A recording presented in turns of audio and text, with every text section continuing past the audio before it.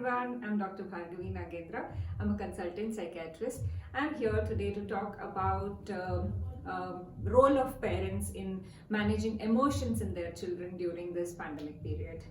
Now, from what we know so far, coronavirus is supposed to cause a milder form of illness in children when compared to adults. But also, children are called the shutters and spreaders of the virus, which means children develop milder symptoms like cold, cough or normal flu-like symptoms, but they harbor the virus inside them, and by nature children are used to touching their face, nose and touching the surfaces, so they act as a vehicle in spread of the infection. So if you have children and elderly adults under the same roof, then you have to be very careful when children have mild cold, cough and flu also. Now, parents have a big role in educating and guiding the children through this changed situation. So this also, I would insist, is a golden opportunity for parents to teach their children about health, hygiene, personal care, about how they need to wash their hands, how they need to sneeze and cough into their elbow, how they can take care of their personal health when they are infected. Also, it is a golden opportunity to improve your relationship with your child. If you have been thinking on working on one of the problematic behaviors in your children, this is the opportunity. It's also an opportunity where parents can bring in a very positive environment, very nurturing and caring environment, so that they and children can enjoy a very quality time. Parents make hay when the sun shines. Now, children will also have a lot of doubts about why there is a change, why there is this restriction on meeting people, meeting their friends or going to school. If you have not already spoken to your child about the virus and the ramifications of it, please do so now. Also, it's important you answer their concerns. It's not necessary to answer all their questions, but let them know you are there for them, you are listening to them. Let them also know that you will keep them safe, reassure them.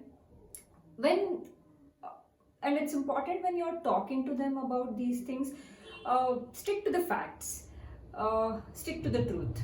Do not lie or beat around the bush. Children will eventually get to know the facts, and it's better it comes from you. Children learn, or children imitate adults. So if you are anxious, speak to your partner, speak to a friend or take help, but do not share your anxiety with your child. Now, who are the children who are more prone to be anxious?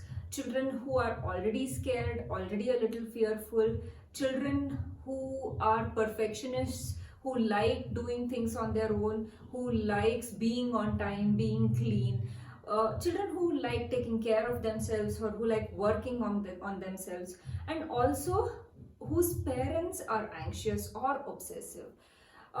Let me give you an example.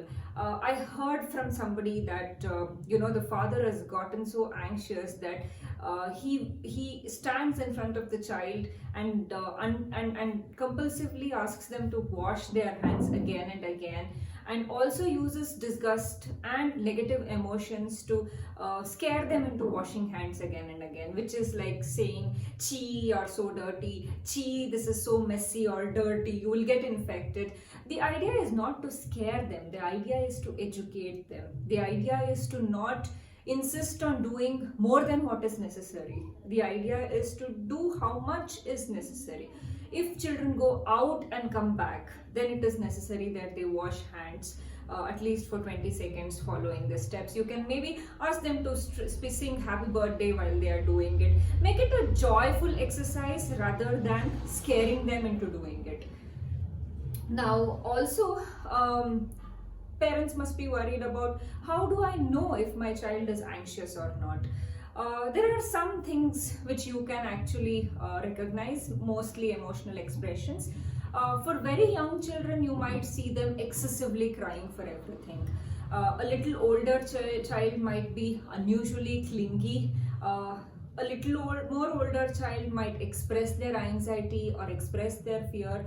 You can also notice them having, a lack of general happiness, lack of playfulness, lack of interest in play, lack of cooperation, or being constantly preoccupied. So if you happen to notice any of these things, it's time you address these sort of anxiety or fear. Now, how do you do it? So you can actually educate them properly about the virus, about the situation, and how much of concern or anxiety is necessary and how much is not. There are a lot of animation videos, worksheets, movies available with which you can actually talk to them. Also, this is again an amazing opportunity to educate your children about emotions, about when they recognize, how they can recognize when they are sad, how they can acknowledge it, how they can talk to you about it. So it is important you talk to them and say it's okay what they are feeling, and also to express it or to tell the parent or the guardian when they are feeling so. Now, what are the red flags? When do you take professional help? So if the child's routine activities are affected by anxiety, if their sleep is affected, if they are if you see them being excessively taking excessively long time to wash their hand, do their routine activities, or constantly preoccupation to an extent that they're being uncooperative, so these are the times when you have to take professional help. There are few resources and links of worksheets and useful games which I'll be leaving in the link below. Also, I wanted to talk a lot about routine and the screen time during this pandemic period. So our next video will be on that. So please do watch. Please like, share and subscribe. Also, I'll be leaving my email address, theuntanglingmind@gmail.com. If you have any concerns, you can always reach out to us. And stay happy, stay safe. Thank you.